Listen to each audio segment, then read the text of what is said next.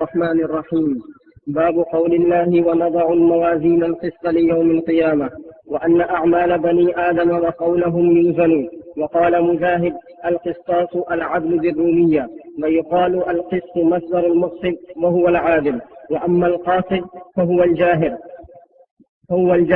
وبالسند المتصل من أستاذنا وشيخنا الدكتور المحدث مفتي نظام الدين الشاملي حفظه الله ورعاه إلى الإمام الهمام الحافظ أمير المؤمنين في الحديث سيد المحدثين محمد بن إسماعيل البخاري أنه قال: حدثنا أحمد بن أشام قال حدثنا محمد بن فضيل عن عمارة بن القعقاع عن أبي زرعة عن أبي هريرة رضي الله تعالى عنه قال النبي صلى الله عليه وسلم: كلمتان حبيبتان إلى الرحمن خفيفتان على اللسان ثقيلتان في الميزان، سبحان الله وبحمده سبحان الله العظيم. الحمد لله نحمده ونستعينه ونستغفره ونؤمن به ونتوكل عليه، ونعوذ بالله من شرور أنفسنا ومن سيئات أعمالنا، من يهده الله فلا مضل له ومن يضلله فلا هادي له، ونشهد أن لا إله إلا الله وحده لا شريك له، ونشهد أن سيدنا وسندنا ومولانا محمدا عبده ورسوله، أرسله بالحق بشيرا ونذيرا وداعيا إليه بإذنه وسراجا منيرا. أما بعد، فإن أصدق الحديث كتاب الله، وخير الهدي هدي سيدنا محمد صلى الله عليه وسلم. وبعد، فقد قال الحافظ الحجة أمير المؤمنين في الحديث: باب قول الله: ونضع الموازين القسط ليوم القيامة، وأن أعمال بني آدم وقولهم يوزن. وقال مجاهد: القسطاس العدل بالرومية، ويقال القسط مصدر المقسط وهو العادل، وأما القاسط فهو الجائر. وبالسند المتصل منا إلى الحافظ الحجة أمير المؤمنين في الحديث محمد بن إسماعيل البخاري رحمه الله تعالى قال: حدثنا أحمد بن أشاب قال حدثنا محمد بن فضيل عن عمارة بن القعقاع عن أبي زرعة عن أبي هريرة رضي الله تعالى عنه قال النبي صلى الله عليه وسلم: كلمتان حبيبتان إلى الرحمن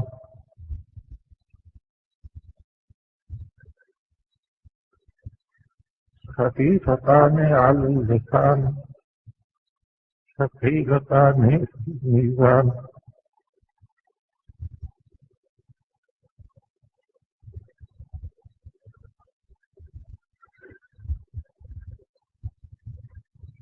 سبحان الله وبحمده سبحان الله العظيم.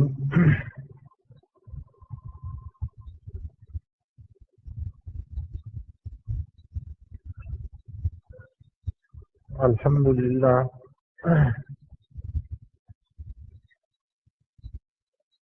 یہ ہم سب کے لیے خوشی کا موقع ہے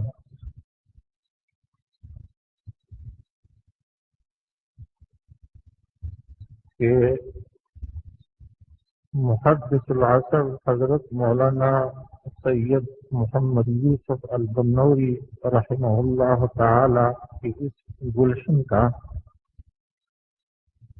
یہ سلسلہ الحمدللہ جاری اور ساری ہے، اور آج ہماری تعلیمی سال کا اختتام ہو رہا ہے،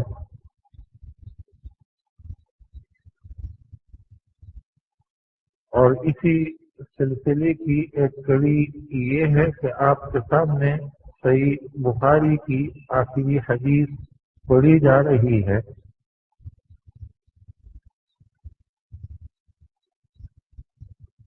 یہ کتاب صحیح بخاری نبی اکرم صلی اللہ علیہ وسلم کے احادیث کا مجموعہ ہے، اور امت کا اس بات پر اتفاق ہے اور اجماع ہے کہ امام بخاری رحمۃ اللہ علیہ کی یہ کتاب یہ اصح الکتب بعد کتاب اللہ ہے، یعنی اللہ تبارک و تعالی کی کتاب قرآن کریم کے بعد مخلوق کی کتب میں سب سے صحیح ترین کتاب ہے۔ لیکن اس بات کو سمجھنے کی ضرورت ہے کہ اصح الکتب بعد کتاب اللہ، یعنی مخلوق کی کتابوں میں صحیح ترین کتاب ہونے کا مفہوم کیا ہے، اس کا مطلب کیا ہے، محدثین کے ہاں، علماء کے ہاں اس کا مفہوم کیا ہے۔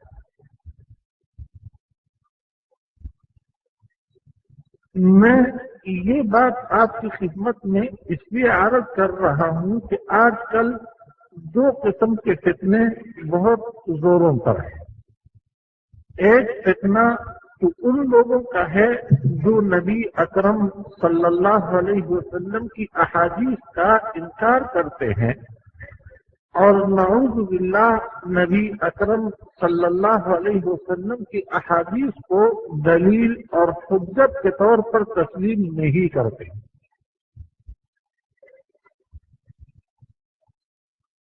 ظاہر ہے کہ یہ لوگ در حقیقت قرآن کریم کے منکر ہیں اور دین کے اس پورے نظام کے منکر ہیں جو نبی اکرم صلی اللہ علیہ وسلم لے کر آئے، اور جو محدثین کے ذریعے سے، فقہاء کے ذریعے سے، علماء کے ذریعے سے ہم تک پہنچا۔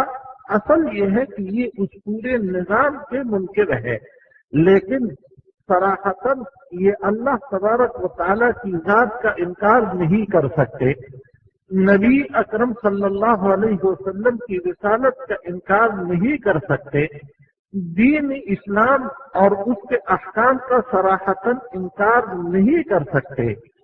صرف اس کو یہ جو انکار حدیث ہے یا آپ کے احادیث کو حجت اور دلیل تسلیم نہ کرنا، یہ در حقیقت ایک جال ہے، ایک پردہ ہے جس کے ذریعے سے وہ پوری دین کا انکار کرنا چاہتے ہیں۔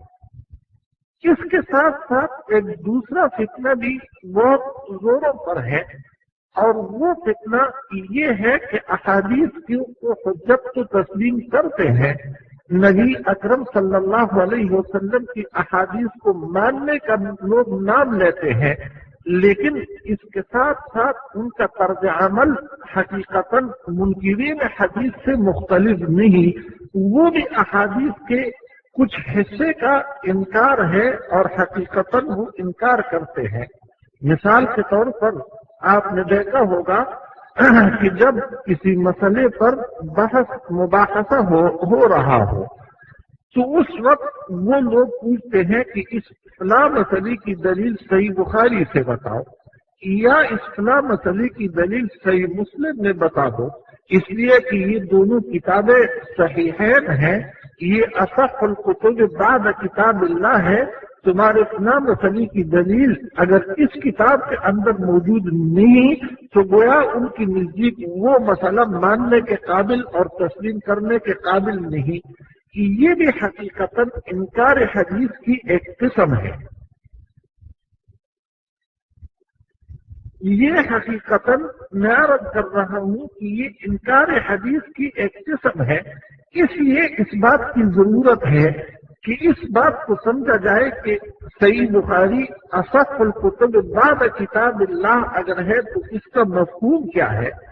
اس کا مفہوم امت کی نزدیک اور علماء کی نزدیک اس کا مفہوم یہ ہے کہ امام بخاری رحمۃ اللہ علیہ نے اس کتاب کے اندر صحیح بخاری کے اندر جتنی حدیث ہیں سند کے ساتھ ذکر کی ہے مسندن نبی اکرم صلی اللہ علیہ وسلم کے اقوال یا آپ کے افعال اور آپ کے صفات، سند کے ساتھ جتنی حدیثیں نقل کی ہے وہ سب کی سب ان کی سند صحیح ہے، لیکن سند کا صحیح ہونا یہ اس کے ساتھ یہ ضروری نہیں کہ وہ حدیث راجح بھی ہو اور وہ امت کی نزدیک معمول بہا بھی ہو، معمول بھی ہو اور وہ اس کے اوپر عمل بھی ہو۔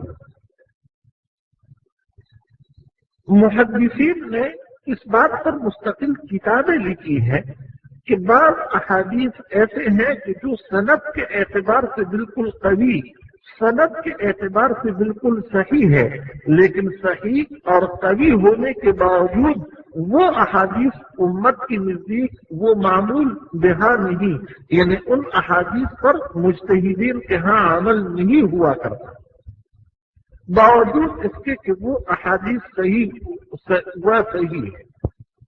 فرماتے ہیں کہ ایک حدیث تو وہ ہے جس میں نبی اکرم صلی اللہ علیہ وسلم سے یہ منقول ہے کہ آپ نے مدینہ منورہ میں ظہر اور عصر کی نماز کو ایک ساتھ جمع کر کے یہ دونوں نمازیں آپ نے پڑھی، بارش نہیں، مریض و مرض یعنی بیماری نہیں، کوئی عذر نہیں، کسی عذر کے باوجود آپ نے دونوں نمازوں کو جمع کیا۔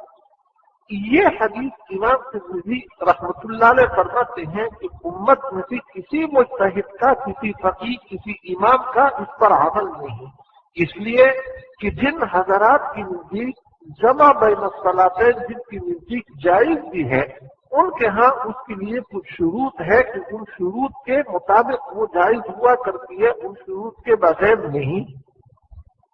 دوسری حدیث ابواب الحدود میں امام ترمذی رحمۃ اللہ علیہ نے ذکر کی ہے، شارب خمر یعنی شراب پینے والے کے متعلق آپ کا یہ ارشاد ہے کہ پہلی دفعہ شراب پی لے تو فرمایا کہ اسے کوڑے لگا دو، حد لگا دو، دوسری دفعہ پی لے تو فرمایا کہ پھر اسے حد لگا دو، تیسری دفعہ پی لے تو فرمایا کہ پھر حد لگا دو، فإن عاد في الرابعة فاقتلوه، فرمایا کہ اگر چوتھی دفعہ وہ پھر شراب پینے کے اس گناہ کا ارتکاب کر لے تو اس کو قتل کر دو۔ اب یہ حدیث ایسی ہے کہ چوتھی دفعہ شراب پی کر اگر کوئی شخص قاضی کے پاس لایا جائے تو اب اس حدیث کی روح سے، اس حدیث کے مطابق اسے قتل کیا جانا چاہیے، لیکن امت میں سے کسی مجتہد اور کسی امام کا اس حدیث پر عمل نہیں ہے۔ کوئی مجتہد اس بات کا قائل نہیں کہ شارب خمر شراب پینے والے کو سزا کے طور پر اس کو چوتھی دفعہ اگر لایا جائے تو سزا کے طور پر اسے قتل کیا جائے، یہ امت میں سے کسی کا عمل نہیں، حالانکہ حدیث بالکل سندن قوی اور سندن حدیث بالکل صحیح ہے۔ اس سے یہ بات معلوم ہوئی کہ کسی حدیث کے سند کا صحیح ہونا اس کے لیے یہ ضروری نہیں کہ وہ حدیث معمول بھی ہو، امت میں اس حدیث پر عمل بھی ہو۔ اس طریقے سے اب مستقل کتابیں اس پر لکھی گئی کہ ایسے احادیث کثرت کے ساتھ موجود ہے کہ جو سندن صحیح ہے، لیکن سندن صحیح ہونے کے باوجود ان احادیث کے اوپر عمل امت میں سے کسی مجتہد کا ان احادیث پر عمل نہیں۔ تو ایک بات تو سمجھنی یہ ضروری ہے کہ ہر حدیث صحیح کے لیے یہ ضروری نہیں کہ وہ امت کی نزدیک، مجتہدین کی نزدیک وہ حدیث معمول بھی ہو اور اس پر عمل بھی ہو۔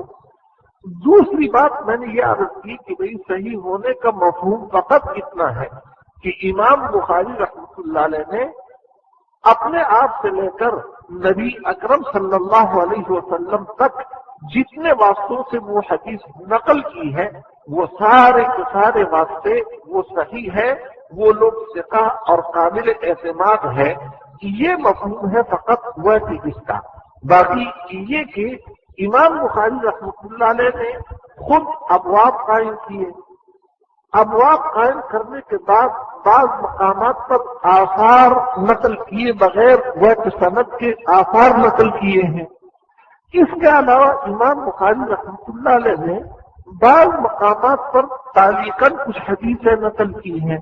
अब जो उनका अपना कलाम है या इसी तरीके से जो आसार उन्होंने नकल किए हैं 70 जमा तलबाब के अंदर या तारीख के तौर पर कुछ अहादीस अगर नकल किए तो उनके लिए ये जरूरी नहीं कि वो सही हो, वो सही भी हो सकती है और गैर सही भी।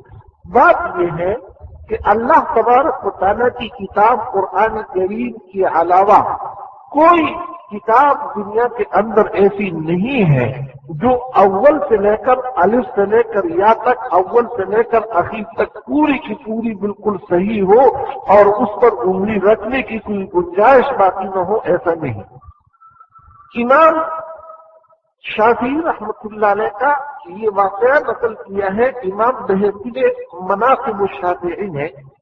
वो फरमाते हैं कि इमाम शाफी रहमतुल्लाह अलैह ने अपनी किताब लिखी जिसका नाम है अर्रिसाला, जिसके मुताल्लिक़ मुहक्किकीन उलमा बाज़ ये फरमाते हैं कि उसूल फ़िक़्ह की सबसे अव्वल तरीन किताब दुनिया के अंदर जो लिखी गई वो इमाम शाफी रहमतुल्लाह अलैह की किताब है अर्रिसाला। ये किताब जब इमाम शाफी रहमतुल्लाह अलैह ने लिखी तो फरमाते हैं कि इसकी तस्हीह की, पढ़ाया भी तलबा को तस्हीह भी की। दूसरी दफा फिर जब पढ़ा रहे थे तो फिर उसके अंदर गलतियां निकलती रही, फिर तस्हीह करते रहे। तीसरी दफा जब पढ़ाया तलबा को तो फिर उसमें गलतियां निकलती रही, फिर तस्हीह करते रहे। 7 दफा जब ऐसा किया और उसके बाद भी जब पढ़ाने की नौबत आई तो गलतियां निकलती रही तो छोड़ दिया। इरशाद फरमाया कि अबल्लाहु अन युसह्हिह इल्ला किताबा, अल्लाह तबारक व तआला अपनी किताब कुरान करीम के अलावा किसी और किताब को ये मर्तबा नहीं देना चाहते कि वो अव्वल से लेकर आखिर तक सारी की सारी बिल्कुल सही हो, ऐसा नहीं। तो मेरे आरंभ करने का मकसद फकत इतना है कि सही बुखारी यकीनन असहुल कुतुब बाद किताबिल्लाह है। उम्मत का इस बात पर इत्तेफाक है, लेकिन ये कि इस जुमले को या सही बुखारी की इस मकाम को अब लोग इस्तेमाल करते हैं फुक़हा की मेहनतों को का इनकार करने के लिए, या अब इस किताब को या इस जुमले को लोग इस्तेमाल करते हैं हकीकतन अहादीस के एक हिस्से के इनकार के लिए कि अहादीस के उस हिस्से का इनकार मकसूद है जो हिस्सा अहादीस का सही बुखारी या सही मुस्लिम के अंदर मौजूद नहीं। हकीकतन ये लोग इनकार करते हैं इसलिए कि इनकी नजर में फकत सही अहादीस बुखारी और मुस्लिम में है। हालांकि ये दावा न इमाम बुखारी रहमतुल्लाह अलैह ने किया, न ये दावा इमाम मुस्लिम ने किया कि मेरी किताब के अंदर जितनी हदीसें हैं यही फकत सही है और इनके अलावा इन किताबों से बाहर कोई रिवायत सही नहीं। ये दावा इमाम बुखारी ने भी नहीं किया, इमाम मुस्लिम ने भी नहीं किया, बल्कि उम्मत में से किसी आलिम ने आज तक, किसी मुहद्दिस ने आज तक ये दावा नहीं किया। इमाम बुखारी रहमतुल्लाह अलैह का कौल हाफिज इब्न हजर अस्कलानी रहमतुल्लाह अलैह ने नकल किया है फतुल बारी के मुकदमे में। वो खुद इरशाद फरमाते हैं कि मैंने अपनी इस किताब के अंदर जो अहादीस है इनका इंतखाब तकरीबन 6 लाख से ज्यादा अहादीस से किया और फकत सही हदीस है इस किताब के अंदर नकल की, लेकिन वह तरक्तु मिन अस्सहाह कसीर, फरमाते हैं कि सही अहादीस बहुत सारी ऐसी थी कि जो सही थी, लेकिन सही होने के बावजूद मैंने अपनी इस किताब के अंदर उनको वह कि उन अहादीस को जिक्र नहीं किया। इमाम मुस्लिम रहमतुल्लाह अलैह का ये कौल खुद सही मुस्लिम के अंदर मौजूद है कि हजरत अबू मूसा अशअरी की हदीस जिसमें ये अल्फाज आते हैं کہ نبی اکرم صلی اللہ علیہ وسلم نے ارشاد فرمایا کہ اذا قرأ فانصتوا۔ امام کی اتباع کے متعلق روایت ہے کہ مقتدی کو امام کی اتباع کرنی چاہیے۔ اس حدیث کے اندر یہ الفاظ ذکر کیے کہ جب امام پڑھے تو فرمایا کہ تم خاموش رہو، اذا قرأ فانصتوا، جب امام پڑھے قرات تو اس وقت تم خاموش رہو۔ یہ حدیث شاگرد نے امام مسلم رحمۃ اللہ علیہ سے اس ضمن میں یہ پوچھا کہ آپ کی نزدیک ابو موسیٰ اشعری کی یہ حدیث صحیح ہے یا نہیں؟ ارشاد فرمایا کہ میرے نزدیک صحیح ہے۔ شاگرد نے پوچھا کہ جب صحیح ہے تو پھر آپ نے اس کو صحیح مسلم کے اندر نقل کیوں نہیں کی، ذکر کیوں نہیں کیا؟ فرمایا کہ میں نے صحیح مسلم کے اندر ہر صحیح حدیث کو نقل نہیں کیا۔ لیس کل شیء صحیح عندی وضعته ہا ہونا انما وضعتها ہونا ما اجمعوا علیہ، کہ ہر وہ حدیث جو میرے نزدیک صحیح ہو اس کو میں یہاں نقل کروں، ایسا نہیں۔ اس کتاب کے اندر تو میں نے فقط وہ روایتیں ذکر کی ہے جن پر 4 محدثین کا اجماع ہے۔ امام مسلم رحمۃ اللہ علیہ کے اساتذہ میں سے 4 حضرات تھے جن کا اجماع، ان روایات کو فقط نقل کیا۔ صاحب مستدرک نے مستدرک جو ان کی کتاب ہے المستدرک علی الصحیحین، اس کی ابتدا میں انہوں نے یہی بات ذکر کی کہ میں نے یہ کتاب ان لوگوں کے پروپیگنڈے کو ختم کرنے کے لیے لکھی جو یہ دعویٰ کرتے ہیں، پروپیگنڈا کرتے ہیں کہ صحیح احادیث فقط بخاری اور مسلم میں ہے اور بخاری اور مسلم کے علاوہ ان سے باہر کی حدیث صحیح نہیں۔ فرماتے ہیں کہ میں نے یہ کتاب لکھی ایسے لوگوں کی رد میں، اور یہ ثابت کی کثرت کے ساتھ ہزاروں حدیثیں ایسی موجود ہے جو امام بخاری کی شرط پر پوری اترتی ہے، امام مسلم کی شرط پر پوری اترتی ہے، لیکن باوجود اس کے امام بخاری یا امام مسلم نے ان کو اپنی کتاب کے اندر نقل نہیں کیا۔ اس لیے یہ بات سمجھنی چاہیے کہ واقعاتاً صحیح بخاری کے اندر احادیث صحیح ہے، صحیح مسلم کے اندر جتنی حدیثیں ہیں یہ صحیح ہے امت کی وجہ اکثر علماء کی نزدیک، لیکن باوجود اس کے کثرت کے ساتھ ایسی حدیثیں ہیں جو بخاری یا مسلم میں نہیں، لیکن ان کتابوں کے اندر نہ ہونے کے باوجود وہ احادیث اپنے مقام پر صحیح ہے اور وہ امت کی نزدیک قابل اعتماد ہے، امت کی نزدیک وہ معمول بہا ہے، ان احادیث پر امت کی نزدیک عمل ہے۔ امام مالک رحمت اللہ علیہ کے موطا کے متعلق امام شافعی خود فرماتے ہیں کہ آسمان کے نیچے موطا مالک سے صحیح تر کتاب کی موجود نہیں۔ امام محمد ابن الحسن شیبانی رحمت اللہ علیہ کی موطا جسے موطا امام محمد کہتے ہیں وہ بھی موطا امام مالک ہی کی ایک روایت ہے، اس کا بھی یہی مقام ہے کہ واقعاتاً آسمان کے نیچے اس سے صحیح تر کتاب اور کوئی نہیں ہے۔ اسی طریقے سے امام ابو یوسف رحمۃ اللہ علیہ کی کتاب الآثار ہے، امام محمد ابن الحسن شیبانی رحمۃ اللہ علیہ کی کتاب الآثار ہے، اور یہ وہ لوگ ہیں کہ جن کے نبی اکرم صلی اللہ علیہ وسلم تک 2 واسطے یا 3 واسطے سے ان کی سند نبی اکرم صلی اللہ علیہ وسلم تک پہنچتی ہے۔ یہ وہ کہ ان کی اسانید کے اندر وہی لوگ ہیں جو خیر القرون کے اندر واقع ہیں، جس کے متعلق نبی اکرم صلی اللہ علیہ وسلم کا یہ ارشاد تھا کہ خیر القرون قرنی ثم الذین یلونہم ثم الذین، 3 زمانے ذکر فرمائے، اس کے بعد فرمایا کہ پھر ثم یفشو الکذب، پھر اس کے بعد جھوٹ عام ہوگا۔ گویا امام ابو حنیفہ رحمۃ اللہ علیہ کے مسانید کے اندر جتنی حدیثیں ہیں، امام ابو یوسف کے کتاب الآثار کے اندر، امام محمد کی کتاب الآثار کے اندر، اور اسی طرح امام محمد ابن الحسن شیبانی کی موطا کے اندر، امام مالک کے موطا کے اندر، اور اس قسم کی کتب کے اندر جتنی حدیثیں ہیں جو دو دو واسطوں سے یا تین واسطوں سے اس کی سند نبی اکرم صلی اللہ علیہ وسلم تک پہنچتی ہے، وہ احادیث وہ صحیح ہے، اور وہ کتب جو ہے ان کا مقام بھی یہی ہے کہ جو مقام وہ صحہ کا مقام ہے۔ امت کے اندر جس اسباب کی بنا پر صحیح بخاری کو مقبولیت حاصل ہے اور صحت کا مقام، یا جس اسباب کی بنا پر صحیح مسلم کو یہ مقام حاصل ہے، ظاہر ہے کہ وہ اسباب اور وہ صفات اگر ان کتب کے اندر موجود ہے تو وہ کتب بھی یہی مقام رکھتی ہے، یہی ان کا مقام ہے۔ یہ تو خیر تمہیدی بات میں نے آپ کے سامنے عرض کی۔ امام بخاری رحمۃ اللہ علیہ کی یہ کتاب صحیح بخاری، یہ کتاب صحیح بخاری جو ہمارے سامنے ہے، امام بخاری رحمۃ اللہ علیہ کی یہ کتاب الجامع ہے۔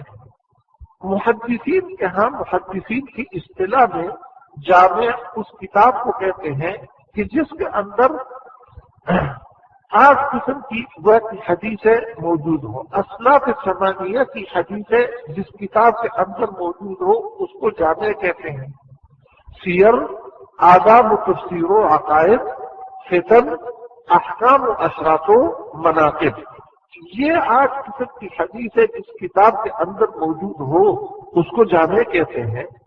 امام بخاری رحمۃ اللہ علیہ کی یہ کتاب بھی یہ جامع ہے، چنانچہ اس کا نام بھی یہی ہے کہ المسند الجامع المختصر من احادیث رسول اللہ صلی اللہ علیہ وسلم وسننہ وایامہ۔ یہ وہ کتاب جو ہے یہ جامع ہے۔ امام بخاری رحمۃ اللہ علیہ نے اپنی کتاب کی ابتدا کی وحی سے۔ سب سے پہلا باب صحیح بخاری کے اندر قائم کیا کہ باب کیف کان بدء الوحی الی رسول اللہ صلی اللہ علیہ وسلم، یہ باب قائم کیا کہ بھئی نبی اکرم صلی اللہ علیہ وسلم تک آپ کے اوپر وحی کی ابتدا کیسی ہوئی، وحی کی ابتدائی کیفیت کیا تھی۔ یہ صحیح بخاری کی ابتدا ہوئی یعنی وحی سے، اور سب سے پہلی روایت نقل کی امام بخاری رحمۃ اللہ علیہ نے حضرت عمر کی یہ روایت نقل کی کہ حضرت عمر فرماتے ہیں کہ میں نے نبی اکرم صلی اللہ علیہ وسلم سے سنا، آپ نے ارشاد فرمایا کہ انما الاعمال بالنیات وانما لامرئ وفی روایت لکل امرئ ما نوى فمن كانت ہجرته اخیر تک یہ حدیث امام بخاری رحمۃ اللہ علیہ نے صحیح بخاری کے اندر سب سے پہلے یہ حدیث ذکر کی جس کو حدیث انما الاعمال کہتے ہیں۔ اس کے بعد پھر امام بخاری نے کتاب الایمان، پھر کتاب العلم، پھر کتاب الوضو، کتاب الصلاۃ، اخیر تک وہ یہ کتاب ذکر کی، اور اخیر میں کتاب کے اخیر میں کتاب التوحید قائم کی۔ یہ جو سب سے اخیر میں کتاب التوحید قائم کی امام بخاری رحمۃ اللہ علیہ نے، اس کتاب کے اندر کتاب التوحید کے اندر در حقیقت صفات کے مسائل ذکر کیے، عقیدے کے مسائل اور اللہ تبارک و تعالیٰ کی صفات کے مسائل جن کے متعلق اس زمانے میں امام بخاری رحمۃ اللہ علیہ کے زمانے میں ان مسائل کے اندر لوگوں کے اندر بڑا اختلاف بھی تھا، اور بحث مباحثہ بھی ان مسائل کے متعلق اس زمانے میں ہوا تھا۔ تو امام بخاری رحمۃ اللہ علیہ نے اپنی کتاب ختم کی کتاب التوحید پر، اور پھر کتاب التوحید اور پوری کتاب ختم کی اس بات کے اوپر جو ہمارے سامنے ہے کہ باب قول اللہ وَنَضَعُ الْمَوَازِينَ الْقِسْطَ لِيَوْمِ الْقِيَامَةِ وَأَنَّ أَعْمَالَ بَنِي آدَمَ وَقَوْلَهُمْ يُوزَنُ۔ حافظ ابن حجر اسقلانی رحمۃ اللہ علیہ نے اپنے استاد حافظ سراج الدین بلقینی سے نقل کیا ہے، امام بلقینی سے، حافظ ابن حجر اسقلانی رحمۃ اللہ علیہ کے استاد ہے۔ وہ فرماتے ہیں کہ میرے استاد حافظ سراج الدین بلقینی نے فرمایا کہ امام بخاری رحمۃ اللہ علیہ کی اس کتاب کے اندر کتب میں بھی بہت عجیب مناسبت ہے کہ وہی پھر کتاب الایمان، پھر کتاب العلم، پھر کتاب الوضو، یہ جو وقت کہتے ہیں کہ کتب کا سلسلہ ہے، اس میں بھی بہت عجیب مناسبت ہے۔ اور پھر ان کتب کے اندر درمیان میں کہتے ہیں کہ جو ابواب قائم کیے تو ان ابواب کے اندر بھی کہتے ہیں کہ بھئی وہ کہ آپس میں ایک عجیب تناسب اور مناسبت ہے۔ باقی وہ کہ مناسبات تو اپنے مقام پر، لیکن اس اخیر بات کے متعلق حافظ بلقینی کا قول حافظ ابن حجر اسقلانی رحمۃ اللہ علیہ نے ذکر کیا کہ وہ فرماتے ہیں کہ امام بخاری رحمۃ اللہ علیہ نے کتاب کا اختتام جو ہے کہتے ہیں کہ وہ کیا، کتاب کی ابتدا کی کہتے ہیں کہ وہ کہ انما الاعمال، ظاہر ہے کہ دنیا کے اندر عمل ہی کے لیے انسان کو پیدا کیے گیا، اور پھر عمل جب انسان کرتا ہے تو اس عمل کے اندر مدار قبولیت کے لیے مدار جو ہے وہ حسن نیت پر ہوا کرتا ہے کہ حسن نیت اگر ہو تو عمل اللہ تبارک و تعالیٰ کے ہاں مقبول ہوتا ہے، اور حسن نیت اگر نہ ہو تو پھر وہ عمل اللہ تبارک و تعالیٰ کے ہاں بھائی مقبول نہیں ہوتا۔ اس لیے کہتے ہیں کہ انما الاعمال کی حدیث سے کہتے ہیں کہ ابتدا اعمال کی ابتدا نیت سے ہوتی ہے، اور اعمال کی انتہا جو ہے کہتے ہیں کہ وہ وزن پر ہوتی ہے۔ ابتدا اعمال کی ابتدا جو ہے کہتے ہیں کہ وہ ہوتی ہے کس چیز سے ہوئی؟ نیت سے، اور انتہا اعمال کی کہتے ہیں کہ وہ ہوگی وزن پر۔ جب اعمال کو وزن کیا جائے گا تو وزن کیے جانے کے بعد پھر اس کا سلسلہ ہوا کہ اس پر فیصلہ ہو جائے گا، فَأَمَّا مَنْ ثَقُلَتْ مَوَازِينُهُ فَهُوَ فِي عِيشَةٍ رَاضِيَةٍ وَأَمَّا مَنْ خَفَّتْ مَوَازِينُهُ فَأُمُّهُ هَاوِيَةٌ۔ وہاں پر کہتے ہیں کہ انتہا وہ کہ اس پر ہوگی۔ تو امام بخاری رحمۃ اللہ علیہ نے کتاب کی ابتدا جو ہے کہتے ہیں کہ انما الاعمال ہے، اور کتاب کی انتہا کہتے ہیں کہ وزن اعمال کے مسئلے پر کتاب کی کہتے ہیں کہ کیا کی ہوئی انتہا۔ تو یہ ایک طرح جو ہے کہتے ہیں کہ امام بخاری رحمۃ اللہ علیہ نے بہترین مناسبت جو ہے کتاب کی ابتدا اور کتاب کی انتہا میں کہتے ہیں کہ یہ ایک طرح کی وہ کہ بہترین مناسبت جو ہے کہتے ہیں کہ بھئی قائم۔ نمبر 2 دوسری بات یہ کہ کہتے ہیں کہ بھئی دیکھو اخیر میں جو حدیث ذکر کی امام بخاری نے حضرت ابو ہریرہ کی کہ کلمتان والی حدیث سبحان اللہ و بحمدہ سبحان اللہ العظیم، یہ وہ کلمات ہے کہ جو ختم مجلس کی حدیث میں کہتے ہیں کہ منقول ہے نبی اکرم صلی اللہ علیہ وسلم سے کہ من قعد مجلسا وکثر فیہ اللغط، کہ اگر کوئی آدمی کسی مجلس میں بیٹھے اور اس مجلس کے اندر کہتے ہیں کہ فضول گوئی یا اس قسم کی باتیں ہو، اور پھر مجلس کے اختتام پر وہ سبحانک اللہم و بحمدک اشہد ان لا الہ الا انت استغفرک واتوب الیک، یہ کلمات جب وہ پڑھتا ہے تو اس مجلس کے اندر جتنی سخت اور لغت ہوتی ہے کہتے ہیں کہ اللہ تبارک و تعالیٰ اس سب کو معاف فرما دیتا ہے۔ امام بخاری رحمۃ اللہ علیہ نے کہتے ہیں کہ وہی کتاب کی اخیر میں وہی حدیث ذکر کی جو کہتے ہیں کہ حمد اور تسبیح یعنی تنزیہ پر کہتے ہیں کہ تنزیہ کے اوپر کہتے ہیں کہ مشتمل ہے۔ امام بخاری رحمۃ اللہ علیہ نے در حقیقت جو ہے کہتے ہیں کہ اس حدیث پر عمل کیا کہ یہ پوری کتاب بمنزلہ کہتے ہیں کہ ایک مجلس کے، اور اس کتاب کے اندر مجلس کے اندر اگر کچھ قصور اور کچھ ہوا کہ کہتے ہیں کہ کمی کوتاہی ہوئی تو اخیر میں یہ حدیث ذکر کر کے اس بات کی طرف اشارہ کیا کہ اگر کوئی کمی کوتاہی ہوئی بھی ہے تو اللہ تبارک و تعالیٰ اس کو معاف فرما دے، اس کو معاف فرما دے۔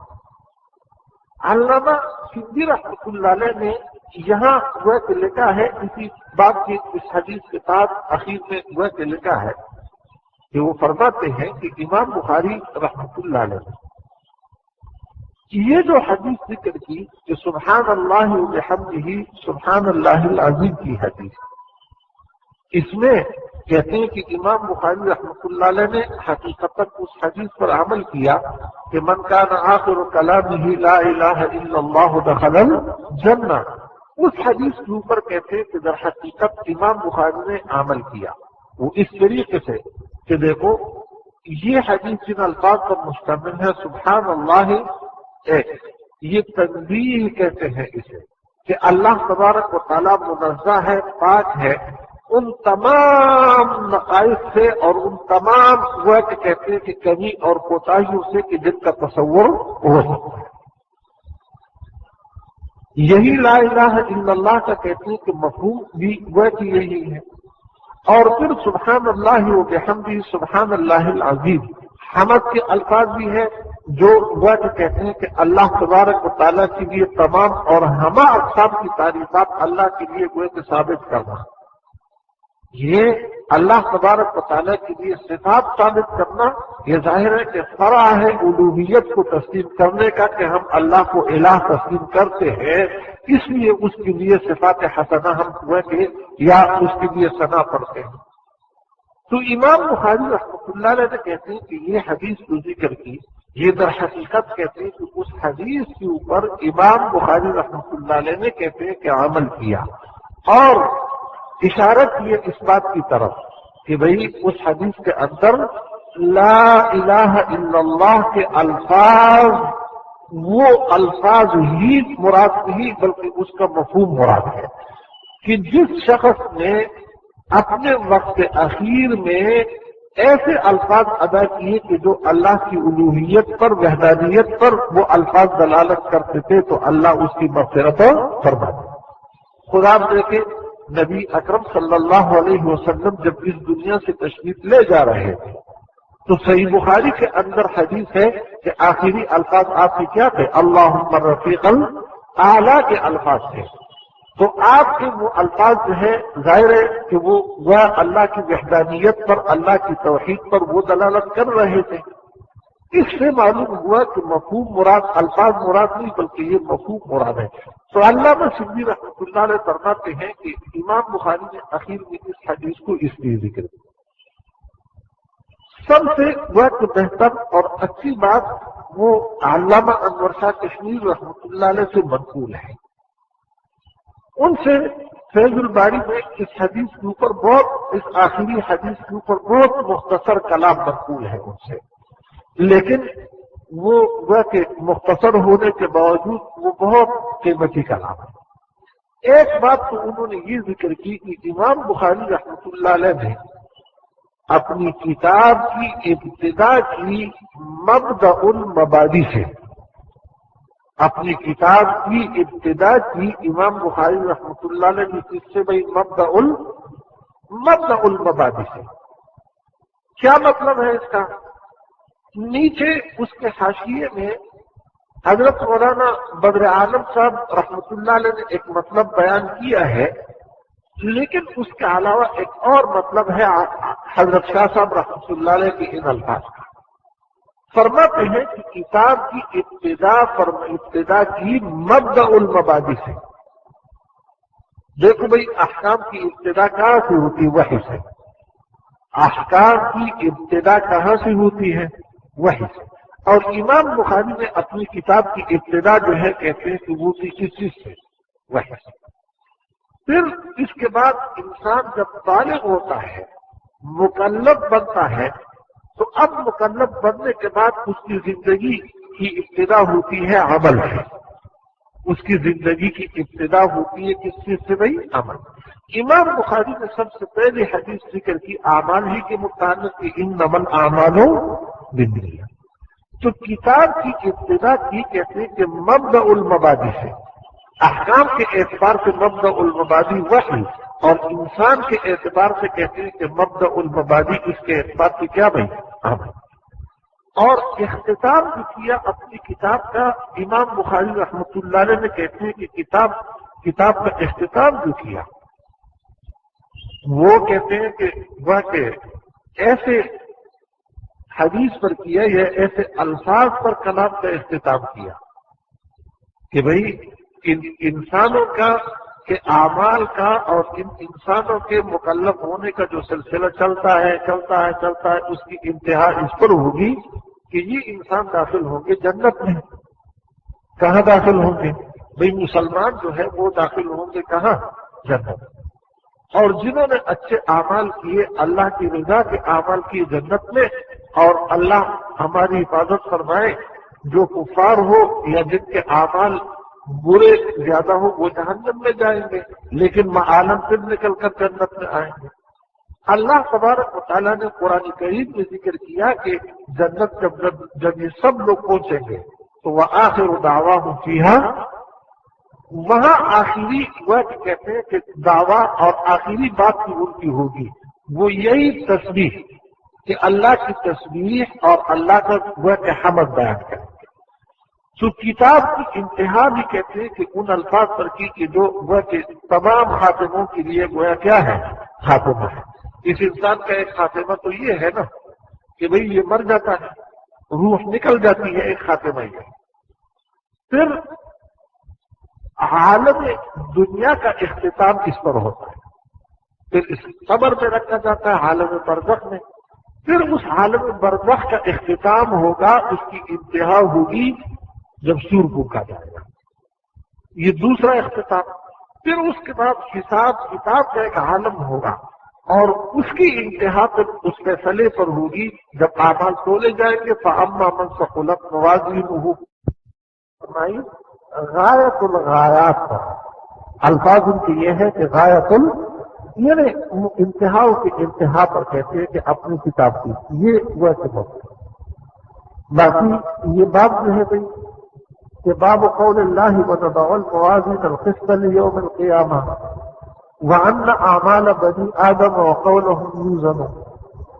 اس ترجمہ الباب کے مقصد سے متعلق دو قول ہیں۔ ایک قول تو وہ ہے جو علامہ انور شاہ کشمیری رحمۃ اللہ علیہ سے منقول ہے۔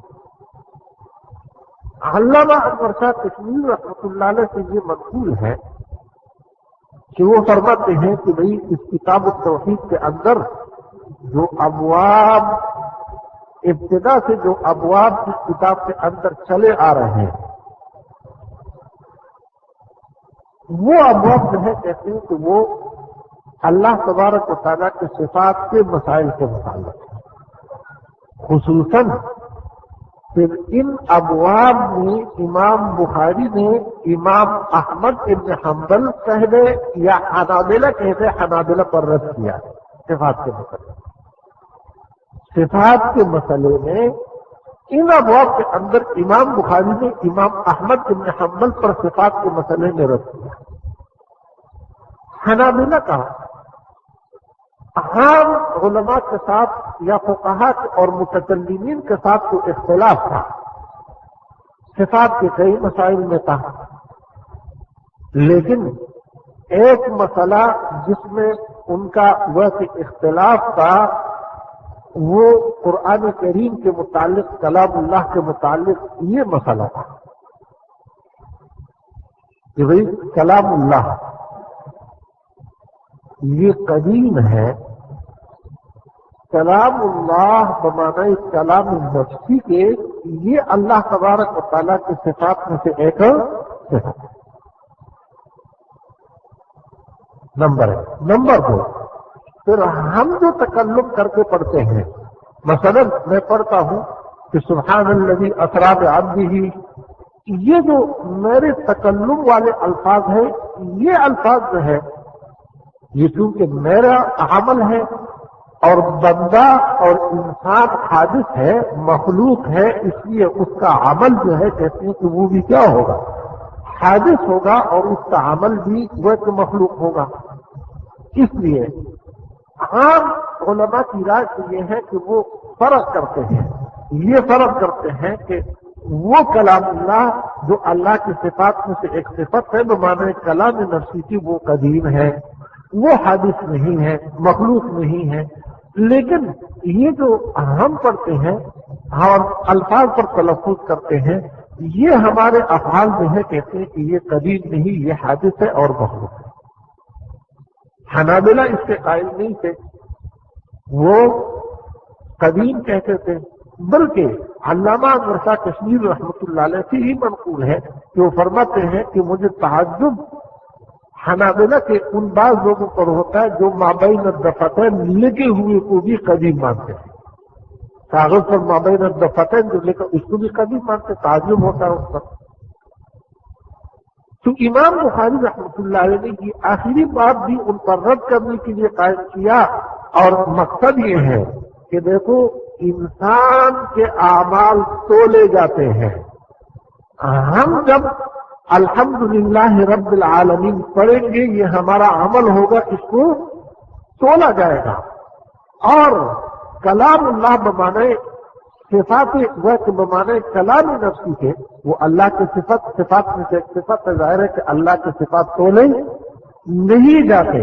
تو معلوم یہ ہوا کہ کلام نفسی اللہ کے صفات میں سے جو ایک صفت ہے وہ الگ چیز ہے, اور ہم جو تکلم کرتے ہیں یہ ہمارا عمل ہے. اس کو وَأَنَّ أَعْمَالَ بَنِي آدَمَ وَقَوْلَهُمْ یوزن, یہ تولا جائے گا.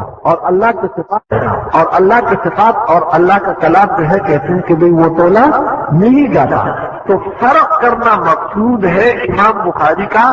مقصد یہ ہے کہ فرق ہے, کہتے ہیں کہ کلام نفسی میں, اور کہتے ہیں کہ ما یتلفظ بہ الانسان. اچھا وہ قدیم ہے, یہ قدیم نہیں ہے. وہ اللہ کے صفات میں سے ہے, اور یہ وہ کہ اللہ کے صفات میں سے نہیں, یہ حد کے کہتے ہیں کہ صفات میں سے ہے. اس لیے مقصود کہتے ہیں کہ حنابلہ پر رد ہے. لیکن یہ تو ان کی رائے ہوئی.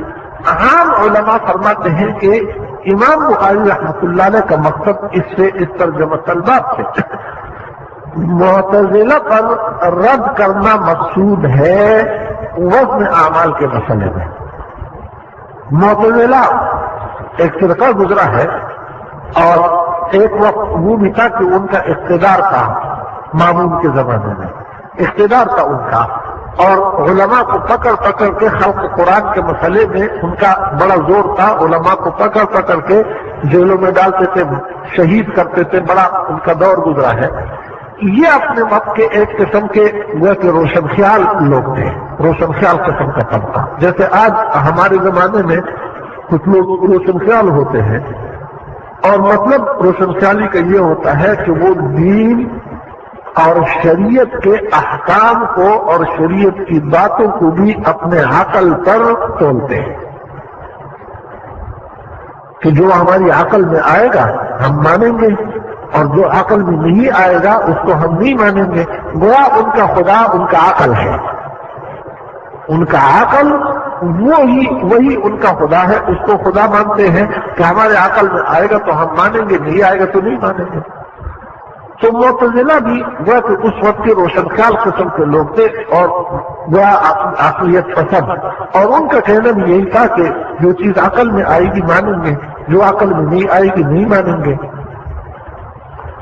عقل, یہ بات ضمن نظر کرتا ہوں کہ عقل یہ اللہ تبارک و تعالیٰ کی نعمتوں میں سے ایک نعمت ہے. جس کو اللہ تبارک و تعالیٰ عطا فرما دے تو عقل یہ اللہ تبارک و تعالیٰ کی نعمتوں میں سے ایک نعمت ہے. لیکن ظاہر ہے کہ اس کا بھی وہ کہ اس کی بھی کچھ حدود ہیں. ان حدود کے اندر اگر عقل رہے اور انسان ان حدود کے اندر اپنے عقل کو استعمال کرے تو یہ نعمت ہے. لیکن اگر ان حدود سے انسان تجاوز کر جائے اور عقل کو اس علاقے میں یا ان باتوں کے اندر استعمال کرنا شروع کر دے کہ جو یعنی عقل کا مقام نہیں, تو پھر یہی عقل اللہ تبارک و تعالیٰ کی نعمت نہیں, یہ اللہ کی طرف سے کہتے ہیں کہ رحمت اور عذاب ہے. اس لیے وہ کسی نے کہا کہ اچھا ہے دل کے ساتھ رہے پاسبان عقل, اچھا ہے دل کے ساتھ رہے پاسبان عقل, لیکن کبھی کبھی اسے تنہا بھی چھوڑ دیں. بعض مقامات ایسے آتے ہیں کہ وہاں پر بس دل کو تنہا چھوڑنا پڑتا ہے, وہاں پر عقل کو اس کے ساتھ نہیں ملا سکتا. یہ شریعت کے احکام ہوتے ہیں, جہاں شریعت کے احکام آتے ہیں بھائی بعض دفعہ لوگ پوچھتے ہیں کہ یہ فلاں حکم جو ہے اس کی کیا علت ہے؟ علت کا مطلب یہ ہوتا ہے کہ عقلی وجہ اس کی کیا ہے. ہمارے اکابر رحمہم اللہ، اللہ تبارک و تعالیٰ ان کے قبور کو نور سے بر دیں، ان حضرات نے اس پر بھی کام کیا ہے. احکام کے علل اور اسباب ذکر فرمائے ہیں. حضرت شاہ ولی اللہ محدث دہلوی رحمۃ اللہ علیہ کے کتب میں، امام غزالی رحمۃ اللہ علیہ کی کتاب احیاء علوم الدین میں، حضرت شاہ صاحب کی حجت اللہ البالغہ میں خصوصاً اور دیگر کتب میں، اور اسی طرح امام ابن قیم رحمۃ اللہ علیہ کی کتابوں میں اس کی کثرت کے ساتھ اس کی مثالیں ہیں کہ وہ احکام کی عقلی وجوہ، عقلی کے حکمتیں بھی ذکر فرماتے ہیں. اور اخیر میں ہمارے امت مجدد ملت حضرت تھانوی رحمۃ اللہ علیہ کی مستقل کتاب ہے اس پر، جن میں احکام کی وجوہ عقلیہ ذکر کیے گئے ہیں. لیکن اس کے ساتھ یہ بات سمجھنی چاہیے کہ بھئی جتنی وجوہ عقلی ہوتے ہیں وہ عقل پر بنا ہوتے ہیں، اس لیے دو عاقلوں کا اس میں اختلاف ہو سکتا ہے. دو عاقلوں کا، جس کے پاس عقل نہ ہو اس کا تو نہیں ہوگا، لیکن جس کے پاس عقل ہو تو دو عاقلوں کا اس کے متعلق کیا ہو سکتا ہے؟ اختلاف ہو سکتا ہے کہ بھئی یہ عقلی وجہ صحیح ہے، یہ ہے بھی، یا یہ عقلی وجہ اس کی نہیں ہے یا صحیح نہیں ہے. بات سمجھتی ہوں. تو اس لیے سب سے آسان تر بات یہ ہے کہ بھئی دیکھو، احکام شرعیہ کے متعلق سب سے بڑی علت یہ ہے کہ بس اللہ کا حکم ہے، جس کو ہم خالق مانتے ہیں، مالک مانتے ہیں، اور جس کو وہ تمام صفات کے ساتھ تسلیم کرتے ہیں، اس کا حکم ہے، یا اس کے رسول صلی اللہ علیہ وسلم کا حکم ہے جس کے متعلق اللہ نے فرمایا کہ اطاعت کرو، اتباع کرو پیغمبر کی. سب سے بڑی علت یہ، اس سے بڑھ کر کوئی علت یہ علت علل ہے. یہ تمہارا یہ تو ضمنی بات تھی. امام بخاری رحمۃ اللہ علیہ کے اس ترجمہ طلبات کا مقصد کہتے ہیں کہ معتزلہ پر رد کرنا ہے وزن اعمال کے مسئلے میں. وہ لوگ وزن اعمال کو تسلیم نہیں کرتے. وہ کہتے ہیں کہ قرآن کریم میں اللہ تبارک و تعالیٰ نے جو ارشاد فرمایا کہ والوزن یومئذ الحق، یا جو ارشاد فرمایا کہ ونضع الموازین القسط لیوم القیامہ، یا جو ارشاد فرمایا کہ فَأَمَّا مَنْ ثَقُلَتْ مَوَازِينُهُ وَأَمَّا مَنْ خَفَّتْ مَوَازِينُهُ، یہ جو ارشادات ہیں اس سے مراد عدل ہے. اس سے مراد کیا ہے؟ عدل. کہ اللہ تبارک و تعالیٰ قیامت کے دن عدل کا معاملہ فرمائیں گے، عدل کا فیصلہ فرمائیں گے. باقی واقعاتاً اعمال کا تولا جانا، ترازو کا رکھا جانا، اس ترازو کے پلوں کا ہونا اور اس کے اندر اعمال کو ڈال کر تولا، یہ جو ہے کہتے ہیں کہ مقصود اور مراد نہیں. بھائی کیوں؟ وہ کہتے ہیں کہ اس لیے کہ اعمال یہ اعراض ہے، اور ایک بات تو یہ کہ عارض کے لیے بقا نہیں ہوتا. نمبر دو یہ کہ عارض جو ہے کہتے ہیں کہ بھئی اس کا وہ وجود نہیں ہوتا. تولا تو ان اشیاء کو جاتا ہے کہ جن کا وجود ہوتا ہے، محسوس وجود جن کا ہوتا ہے، جس کو جوہر کہتے ہیں. جوہر کو تولا جاتا ہے، آراز کو تولا نہیں جا سکتا. اس لیے اعمال جب آراز کے قبیل سے ہے تو ان کا تولا، ان کو نہیں تولا جائے گا. ارشاد الساری میں امام قسطلانی رحمۃ اللہ علیہ نے ذکر کیا کہ معتزلہ کی بھی دو گروہ ہیں. ایک جماعت تو معتزلہ کی یہ کہتی ہے کہ اعمال کا تولا جانا ممکن ہی نہیں، یعنی اس کے امکان کی بھی قائم نہیں. اور ایک گروہ، ایک جماعت وہ ہے کہ جو یہ کہتے ہیں کہ اعمال کو تولا جانا یہ ممکن تو ہے، لیکن کہتے ہیں کہ اس کی ضرورت نہیں ہے، نہیں چاہیے، تولا نہیں جائے گا.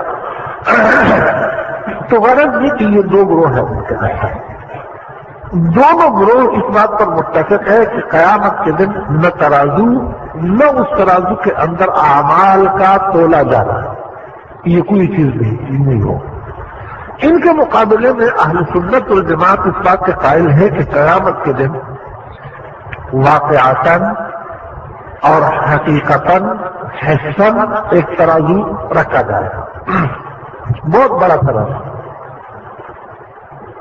اتنا بڑا کہ ایک پلہ اس کا جنت کے سامنے، دوسرا جہنم کے سامنے، اور اتنا بڑا پلہ کہ آسمان زمین اور مابینہما ایک پلے میں سما جائے، ایک پلے کے اندر یہ سب کچھ سما جائے، اتنا بڑا، اور اس کے اندر بندوں کے اعمال جو ہے کہتے ہیں کہ تو لے جائیں گے بھائی۔ دیکھو اہل سنت والجماعت کہتے ہیں کہ بھائی اعمال کا تولا جانا عقلاً ممکن ہے اور شرعاً ثابت ہے، عقلاً ممکن ہے اور شرعاً ثابت ہے۔ عقلاً ممکن کیسے ہے؟ وہ اس طرح کہ بھائی ممکن ان لوگوں کے ہاں ممکن اسے کہتے ہیں کہ جس کے وجود کو فرض کیا جائے تو اس کی وجود کے فرض کیے جانے سے کوئی محال لازم نہ ہو، اسے ممکن کہتے ہیں عقل۔ اب اعمال کے تولے جانے کو اگر ہم فرض کر لیتے ہیں تو اس سے کوئی محال لازم نہیں آتا، تو عقل ممکن ہے اور شرعاً ثابت، قرآن کریم سے ثابت، والوزن یومئذ الحق، اور وہ وَنَضَعُ الْمَوَازِينَ الْقِسْطَ لِيَوْمِ الْقِيَامَةِ فَأَمَّا مَنْ ثَقُلَتْ مَوَازِينُهُ وَأَمَّا مَنْ، یہ آیات کے ساتھ احادیث سے ثابت۔ نمبر 3، معتزلہ کی وجود سے پہلے اس پر اجماع منعقد ہو چکا، معتزلہ کے وجود سے بھی پہلے اس پر وزن اعمال پر کہتے ہیں کہ امت کا کیا ہو چکا اجماع۔ تو بھائی شرعاً دیکھو عقلاً ممکن ہے، شرعاً کو کتاب اللہ سے ثابت ہے، سنت سے ثابت ہے، اجماع سے ثابت ہے، تو ایسی چیز کو کیا مانا جاتا ہے؟ ثابت ہی مانا جاتا ہے۔ اس لیے بھائی وزن اعمال حق ہے، وزن اعمال ثابت ہے۔ اہل سنت والجماعت کے عقائد کی وہ تو کتابوں میں یہ مسئلہ مذکور ہے کہ اعمال تولے جائیں۔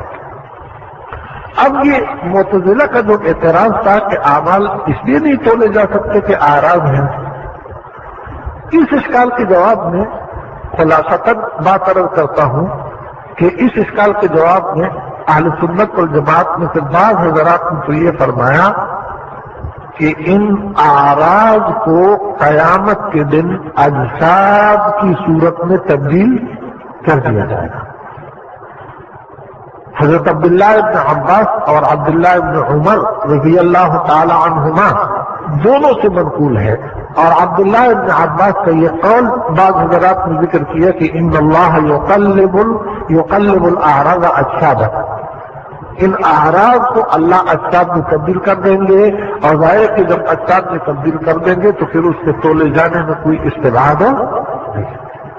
دوسرا قول وہی ہے جو حضرت عبداللہ ابن عمر کی حدیث بطاقہ سے ثابت ہے کہ اعمال نہیں تولے جائیں گے بلکہ اعمال نامے تولے جائیں گے۔ کیا؟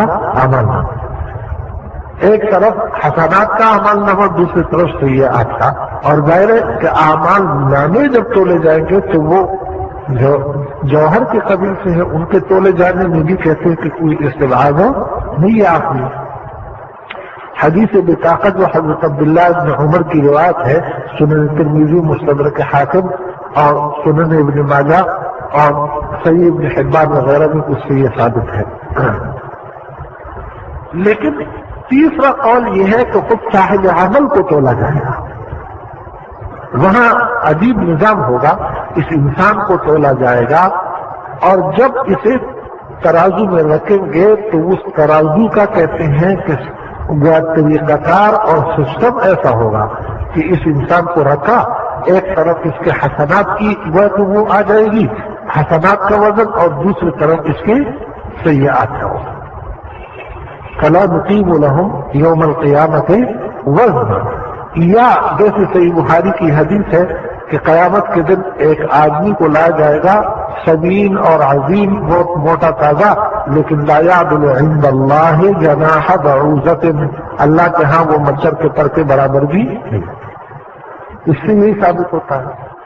چوتھا قول جو صحیح تر قول ہے، امام خطابی نے اور ابن بطال نے اور ان کے بعد جتنی شارحین ہیں صحیح بخاری کے سب نے اس کو صحیح تر قول قرار دیا کہ نہیں بھائی، خود عمل کو عمل ہی کی صورت میں تولا جائے گا، خود عمل کو عمل ہی کی صورت میں تولا جائے گا۔ بھائی سب ایک بات تو یہ کہ یہ اشکال پہلے تھا لیکن اب باقی نہیں رہا، اس لیے کہ اب سائنس کے اکتشافات نے یہ بات ثابت کی کہ آراز کو بھی تولا جا سکتا ہے۔ جیسے بخار میں ترمامیٹر کے ذریعے سے بخار کی کیفیت کو، گرمی کو، شدت کو تولتے ہیں، یا سردی اور گرمی کو ترمامیٹر کے ذریعے سے تولتے ہیں، تو سائنسی اکتشافات میں کہتے ہیں کہ اس بات کو ثابت کیا کہ آراز کو آراز ہی کی صورت میں تولا جا سکتا ہے۔ اور دیکھو بھی سب سے بڑی بات یہ ہے کہ معتزلہ جو کہتے تھے کہ آراز کو آراز کی صورت میں، یعنی عمل عارض ہے، آراز کو آراز کی صورت میں تولا نہیں جا سکتا، بنیادی غلطی معتزلہ کی یہ تھی کہ وہ اللہ کی قدرت کو اپنی قوت پر قیاس کر رہے تھے۔ اللہ کی قدرت کو بھئی ہم عارض نہیں توڑ سکتے، ہم لوگ جو ہے نا انسان، ہم لوگ عارض، تو وہ سمجھ رہے تھے کہ ہم نہیں توڑ سکتے تو اللہ بھی نہیں توڑ سکتا، ہم نہیں توڑ سکتے تو اللہ بھی اس کو، تو یہ تھی بنیادی غلطی کہ ہم لوگ عارض نہیں توڑ سکتے اس لیے اللہ بھی نہیں توڑ سکتے ہوں گے، یہ بنیادی غلطی تھی۔ اصل میں یہ نظریہ ہی غلط تھا کہ اللہ کی قدرت کو وہ اپنی قوت ناقصہ پر قیاس کرتا ہے۔ تسمی کی ظاہر ہے کہ اللہ تبارک و تعالیٰ کی ذات اور بندے کے ذات کے درمیان جو ہے کہتے ہیں کہ کسی کوئی وہ کہ علاقہ ہی نہیں ہے، جیسے کسی نے کہا کہ العبد عبد والرب رب، تو غرض یہ کہ غلطی یہ تھی۔ تو اب خلاصہ یہ کہ اہل سنت والجماعت کے نزدیک ان اعمال کو اعمال ہی کی صورت میں، آراز ہی کی صورت میں تولا جائے۔ باقی یہ حدیث یا ترجمہ طلبات کی کچھ باتیں مزید بھی ہے، کافی مباحث ہے جو محدثین نے، شارحین نے ذکر کی ہے، میں بھی آپ کے سامنے عرض کرتا لیکن وقت کافی گزر چکا، اور اب وہ ہے حضرت ڈاکٹر صاحب کا خطاب ہے جو دوسرے کام ہے، تو اس لیے مختصراً عبارت کرتا ہوں، آپ کے سامنے باقی باتیں چھوڑ دیتے ہیں۔ باب قول اللہ ونضع الموازین القسط، رکھیں گے ہم موازین، موازین میزان کی جمع ہے، اور میزان اصل میں یہ ہوا کہ کہتے ہیں کہ ترازو کو کہتے ہیں میزان۔ قرآن کریم میں وزن اعمال کے مسئلے میں، کس میں؟ وزن اعمال، جہاں یہ لفظ آیا ہے جمع کے ساتھ آیا، مفرد نہیں آیا۔ وَنَضَعُ الْمَوَازِينَ فَأَمَّا مَنْ ثَقُلَتْ مَوَازِينُهُ وَأَمَّا مَنْ خَفَّتْ، ویسے تو میزان کا لفظ مفردن آیا ہے قرآن کریم میں، وَلَا تُبْصِرُ الْمِيزَانَ وغیرہ، لیکن وزن اعمال کے مسئلے میں جہاں یہ ذکر ہوا ہے قرآن کریم میں، وہاں جمع کی صیغے کے ساتھ ذکر ہوا ہے، مفرد ذکر نہیں ہوا، اور احادیث مبارکہ میں مفرد بھی ہے اور جمع بھی ہے۔ وزن اعمال کے مسئلے میں یہ لوگ مفرد بھی ذکر ہوا، جمع بھی ذکر۔ بعض حضرات فرماتے ہیں کہ جمع اس لیے ہے کہ وہاں ہر آدمی کے لیے الگ ترازو ہوگا، بعض کہتے ہیں کہ جمع اسی لیے ہے کہ اعمال کے انواع کے اعتبار سے کہتے ہیں کہ ہر نوع کے لیے کیا ہوگا، الگ الگ ترازو ہوگا، بس نہیں کی۔ لیکن صحیح تر قول یہ ہے کہ جمع فقط تفخیم شان کے لیے ذکر ہے، جیسے کذبت قوم نوح المرسلین، ظاہر ہے کہ قوم نوح نے ایک رسول کی دعا کی تکذیب کی تھی، لیکن تفخیم شان کے لیے مرسلین ذکر کیا، یہاں بھی جمع تفخیم شان کے لیے ہے۔ وَنَضَعُ الْمَوَازِينَ، القسط مصدر ہے، اس لیے وہ جمع کی صفت واقع ہو سکتا ہے، اس کے جمع کی صفت واقع ہونے میں کوئی اشکال نہیں۔ اچھا، لیوم القیامہ، لیوم القیامہ الحساب یوم القیامہ، باسمی کی بھی لام معنی فی کی بھی لیا گیا فی یوم القیامہ، اور لحساب لام گویا کہ اجلیہ بھی ہے لحساب بحسب الاضافت لحساب یوم القیامہ. وان اعمال بنی آدم وقولهم یوزن کہ انسانوں کے اعمال ان کا قول تولا جائے گا. قول کو عمل کے بعد یہ تخصیص اس لیے کی کہ لوگ قول کی اہمیت سے واقف ہوں نہیں. اور اعمال بنی آدم کہہ کر امام بخاری نے اپنے مختار کی طرف اشارہ کیے کہ ان کے ہاں سب کے اعمال تولے جائیں گے، جبکہ جمہور علماء کے نزدیک بعض لوگ مستثنا ہوں گے. بعض لوگ کیا ہوں گے؟ جیسے انبیاء کی نہیں تولے جائیں گے، عشرہ مبشرہ کی نہیں تولے جائیں گے، وہ 70,000 جو بلا حساب و کتاب جنت میں جائیں گے ان کے نہیں توڑے جائیں گے. وہ مسلمان کہ جن کا ایمان اور حسنات ہے کوئی سیئہ نہیں ان کے نہیں تولے جائیں گے.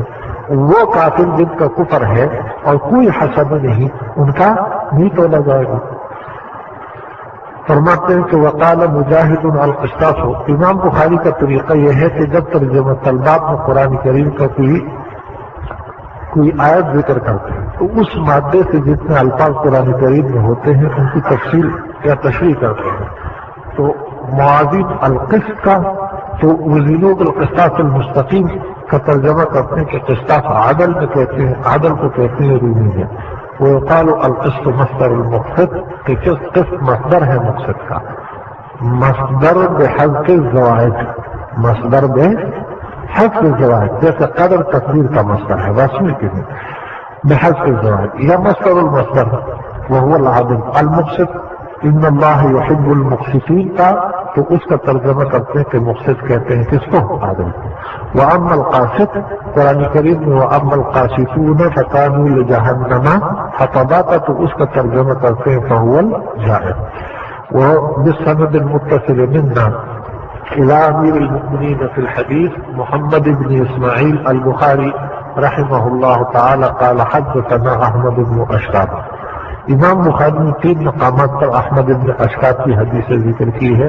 مصری اساتذہ میں سے تھے، مصر میں سب سے اخیر میں ان سے ملاقات ہوئی تھی. قال حدثنا محمد بن فضيل عن عمارة بن القعقاع عن ابي زرعة عن ابي هريرة رضي الله تعالى عنه قال قال النبي صلى الله عليه وسلم كلمتان بمعنى کلامات کے ہیں. کلمتان بمعنی کس کے ہیں؟ کلامات. جیسے کلمہ شہادت ہم کہتے ہیں، کیا کہتے ہیں؟ کلمہ، ورنہ وہ کلام ہے نا لیکن کلمہ کہتے ہیں. تو 2 کلمے حبیبتان. حبیب یہ فعیل کا وقت بمعنی محبوب کے ہیں، اس مفعول کے رسمی کے بھی. محبوبتان الی الرحمن، رحمان کا لفظ ذکر کیا کیونکہ مناسب اس مقام پر اللہ کے اسماء صفاتیہ میں سے یہی ہے کہ تھوڑے سے عمل پر بہت بڑا اجر دینا یہ رحمت ہی ہے. خفیفتان علی اللسان، خفت کی وجہ یہ ہے کہ اس میں سارے کلمات کہتے ہیں کہ لین والے ہیں، شدت استعلاء اور وہ کہ ثقیل کلمات نہیں ہے. پھر اسماء ہے افعال نہیں، پھر منصرف ہے غیر منصرف نہیں. ثقیلتان فی المیزان یہ مقام ہے ترجمہ طلبات کا جس سے ترجمہ طلبات ثابت ہوتا ہے کہ یہ اعمال ترازو میں تولے جائیں گے، اسی لیے ثقل واضح ہوگا. سبحان اللہ وبحمدہ سبحان اللہ العظیم. اللهم صل على محمد وعلى آل محمد كما صليت على إبراهيم وعلى آل إبراهيم إنك حميد مجيد. اللهم بارك على محمد وعلى آل محمد كما باركت على إبراهيم وعلى آل إبراهيم إنك حميد مجيد. ربنا آتنا في الدنيا حسنة وفي الآخرة حسنة وقنا عذاب النار. ربنا لا تزغ قلوبنا بعد إذ هديتنا وهب لنا من لدنك رحمة إنك أنت الوهاب. اللهم إنا نسألك موجبات رحمتك وعزائم مغفرتك والغنيمة من كل بر والسلامة من كل إثم. اللهم لا تدع لنا ذنبا إلا غفرته ولا هما إلا فرجته ولا دينا إلا قضيته ولا مريضا